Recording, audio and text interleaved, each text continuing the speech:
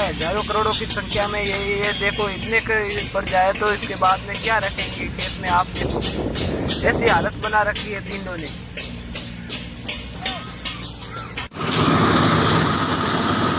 किसान खेतों में खेत के माध्यम से पाउडर का छिड़काव कर रहे हैं, जिसके कारण तीन उनके खेतों में न पड़े। देखो